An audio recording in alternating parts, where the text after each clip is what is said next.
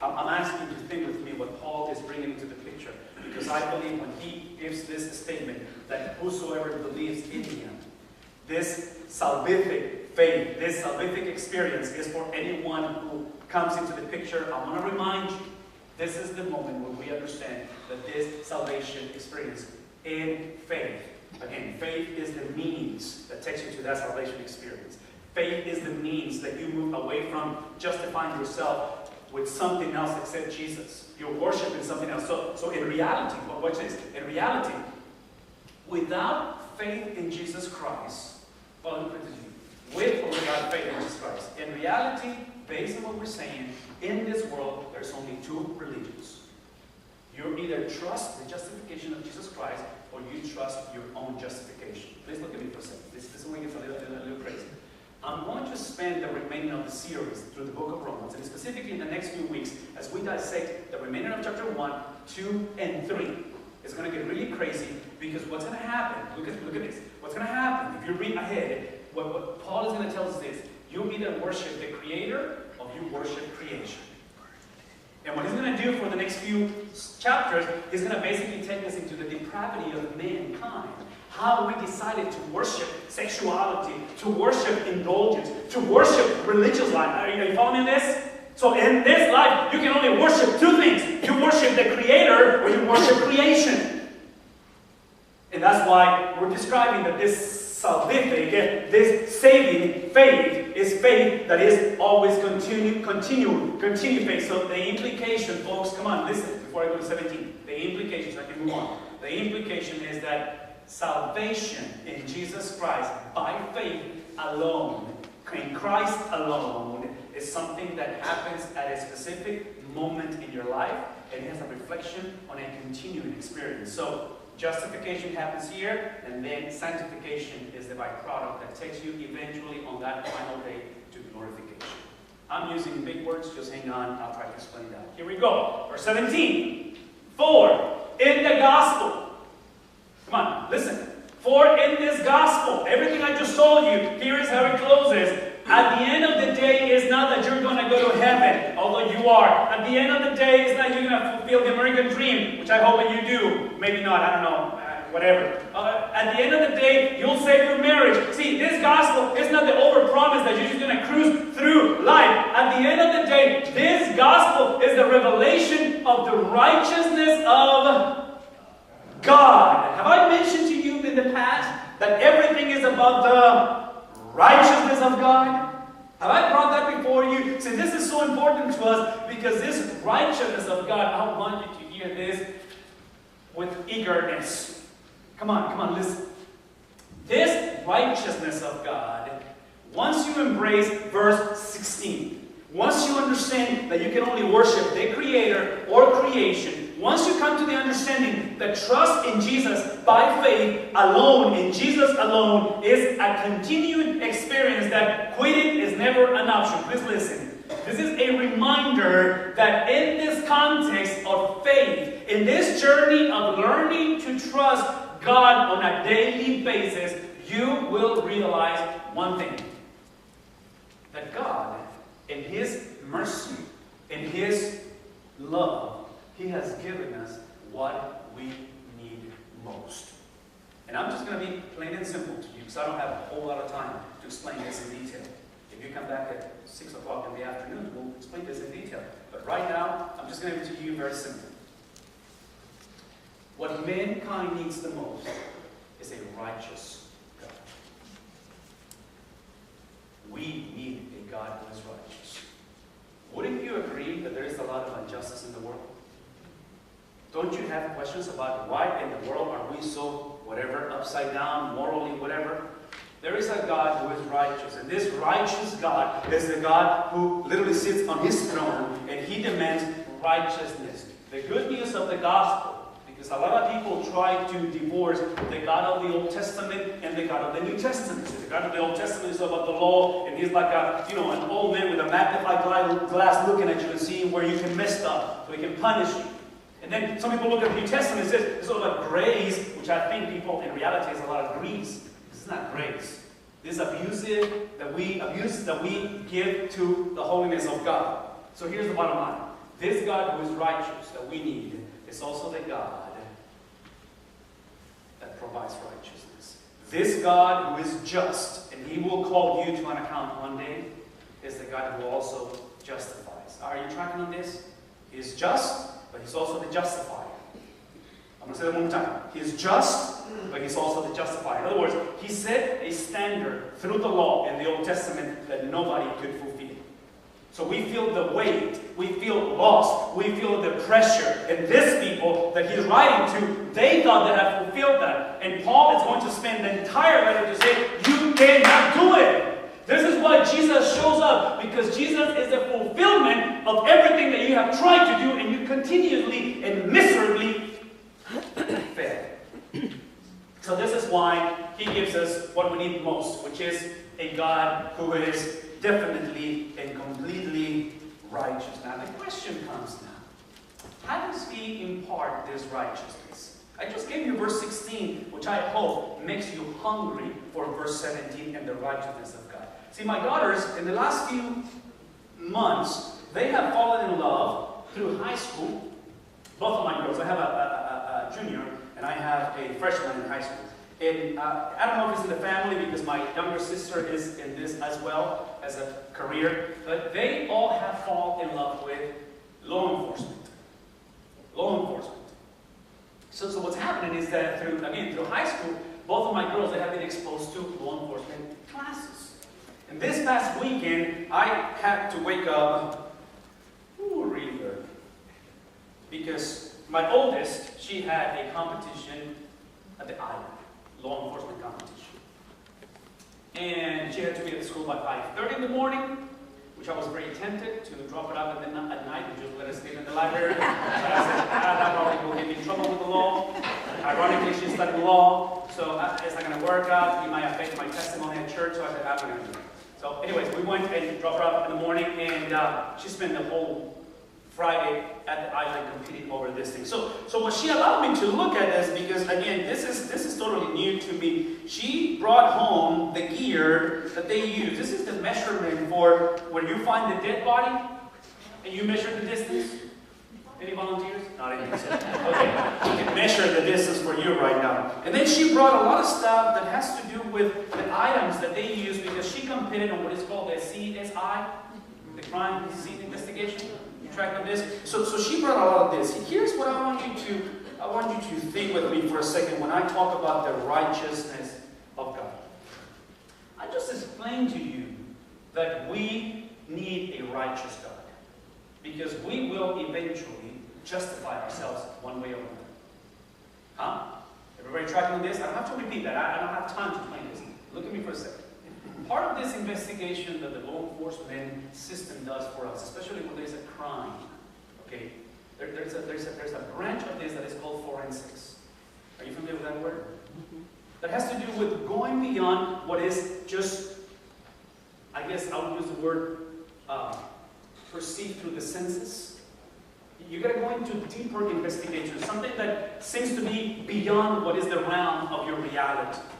When it comes to the justification of man, you have to understand that this need for justification is forensic. It does not reside within you or within me. This is why, if you're sitting right here, right now, listening to me, this is the best news I can give to you. You know why? Because your tendency right now, or has been, to justify yourself. To really depend on something that if you just apply yourself, get more discipline, if you can just break from this habit, if you can just change husband for cry out loud, things are going to be better. Huh? Yeah? See, I'm just telling you right now, there is this concept of forensic experience that an outside agent creates this in you. You have to stop trying to do this on your own. See, some of you need to listen to this, because some of you think that the pain that you're going through is because you have tried and you failed. You struggle to forgive yourself, and this is a sign that you struggle to do this. Look at me. It's when you put the same weight and judgment in the lap of your brothers and sisters. See, if you're in this place and he or she, whoever that is not matching up, it's not measuring your standards, you haven't understood the concept of forensic justification. Because what you're saying is, I can resolve the crime just by my senses. What I see, what I hear, what I touch, Are you tracking on this? And you create your own little system that unless people think like you, behave like you, act like you, sing the same music you sing, read the Bible that you see what I'm saying? So this whole thing is based on the concept that there is a God who is righteous, and this righteousness is imputed. It's given to us through a forensic experience. It does not belong to your simple improvement of your behavior. It's not about you just getting a better version of who you are. We would love to have a better version of you. Don't get me wrong. Love to have it improved. You would love a much better version of me. But that's not where this is based. It's based on the God who is just, and his justice has never been compromised. It's the God that even he has received you as a brand new believer, and you are now justified. You, come on, listen, you're still a sinner. How do you bring this together? I have no idea. I just don't know. This is a mystery that I've been justified. I'm just before the presence of God, that he has given me his righteousness, and I've been forgiven through a forensic experience of Jesus and a foreign agent that came into my life by putting my trust in him, and now I'm just, but still I am a sinner. How do you bring this together? I have no idea. But by faith, I'm trusting this is true. By faith, I know I have baggage. By faith, sometimes I don't feel like a safe person. Anybody with me on this one? By faith, I go through seasons where I go through the dry land in the valley of the shadow of death. See, the goodness of the gospel is that this justification in Jesus Christ, this experience of a forensic agent coming into our lives, is what creates sanctification. And this process of sanctification is reflected on Christ's likeness. So as you write this down, I need you to hear me, hear my heart on this. Guys, if there are no evidences, if there's no proof, just like in law enforcement, evidence of your sanctification, of your Christ likeness, more than likely, you have not experienced the forensic justification of Christ. I don't think I'm connecting this morning. See, the result of your justification is Christ's likeness. It's not the evidence, it's the result. Now, I'm not saying not the evidence because some of us can master religious practices. This is the experience where we now understand that the goal of experiencing this forensic transition, this exchange, this him giving us his righteousness and we exchanging our sinfulness, is the understanding that Jesus... Okay, here we go. Let me just put it to you this way. The Bible says that this whole gospel that is in the righteousness of God is revealed. A righteousness that is by faith. Once again, is by faith from first to last. And then, listen to the quote. He's coming from the Old Testament. He says, you've heard this before, and I'm going to say to you, the righteous will ultimately, what? Once again, this exchange, this forensic experience, and I don't have time to explain this. I hope, and you can come back and meet with us on Sunday night so we can dissect this and that, but listen to me for a second. I believe Paul is going to teach us through the remainder of the series that faith is also a gift. Just like salvation is a gift, faith is a gift. Look at me. What it implies is that God gives you the ability to believe. I don't think it's in you. I don't think Jesus dies, so suddenly you decide, now, does that involve you? Yes, it does. It involves you. So it's a matter of the will as well. But it's a gift that God puts in you. God selects and chooses those who are going to believe in him. And I don't have time to go into this, but I want you to hear this from me. Because once you hear this, you understand that as a saved person that goes through this transition, this exchange, that should give you this more clear understanding of the compassion, of the mercy of God that is reflected on how you look at your brother. So ultimately is this issue of the faith. You trust, you live by faith, you continue to express faith in the concept, look at me, of faithfulness. Now, again, I have to close my time here. So, ultimately, Christianity is definitely a gift, which this faith is expressed by a distinctive. It's something that is unique to the faith because it's an exchange, it's a forensic experience, but it has to be reflected in a lifestyle. So stop thinking that as long as you believe right, then no. Your belief system has to match your ethical behavior. My way of thinking has to be reflected on how I treat one another and how I treat people. So here's what I want to just use to in the next 5 minutes and close our time together. When I was in college, I was a junior in college, and we've been planting churches, we've been in ministry by this time. I'm around 23 years old, and I had the opportunity to go to Belize, Central America, just right by Guatemala. And if you know my story, if you know where I come from, I spent the first 7 years of my life in the United States, 1990 to 1997, I spent it as an international student. I wasn't born in this country. I know it's shocking and surprising. I wasn't born in this country. Wasn't raised in this country. So this is around 94 when I went to Belize. So every single year, I had to go and travel to different parts or up in Texas and travel to the consulate, American consulate in Matamoros, and I had to renew my visa every single time. So I would bring my passport. Okay? And this passport had to be completed with a process for an international student that you bring what is called an I-20. The I-20 form is a form that you had from the university or the school that is granting you the opportunity to come. So you went to the American consulate with your passport and your I-20. The I-20 is the school's official document that says, we want this guy in our institution. So I will go there and I will hand out my I-20 with my passport, and hopefully and eventually you will get the full process completed by having, that's the I-20. Okay? The top is the passport. That's not me on the passport. Okay? I just took that from, okay. The bottom is what you ultimately want, which is called the F1 visa. And that's what you got from the American consulate. So for you to be completed on the process, you have to get a passport, which is in my case, a Mexican passport, as a Mexican national. I wasn't a U.S. citizen back then. Then you get your I-20 from the school, and then consulate will ultimately stamp that thing and says, welcome to America. So every year I had to do that. Every single year. I had to travel back and do this. So we get into my sophomore year, and I hear through the school that I don't have to renew this thing as long as I kind of just, don't stop going to school. So I'm a very obedient dude. So I didn't do that. I went to Belize. But nobody told me that I could leave the country without renewing this whole process, and I did not renew it. So I'm flying back from Belize into Houston, Texas, international flight. I showed up there, and I'm excited for what God has done, in Belize, except the immigration guy looks at me and says, sir, you cannot get into the country.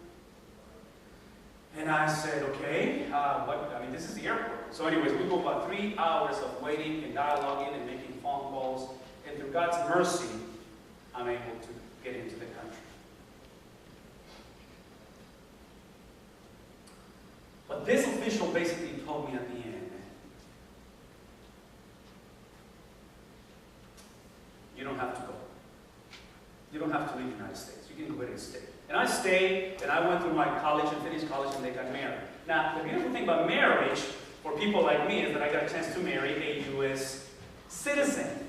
And when you marry a U.S. citizen and you are not a U.S. citizen, you're able to switch passports eventually because I became a U.S. citizen. So when you become a U.S. citizen, you get something, a little document that it says basically naturalization as an American citizen, which implies I wasn't born here, but through this little document now I have been adopted, taken in, and I'm part of this. What I want you to hear from me this morning, when it comes to the gospel message, if you keep on embracing the gospel partially, and you forsake the forensic experience of justification, if you keep on thinking that all that you need is behavior modification, you're going to perceive Jesus only as the one who says, you don't have to go. You can hang around, or just fulfill the law, fulfill this.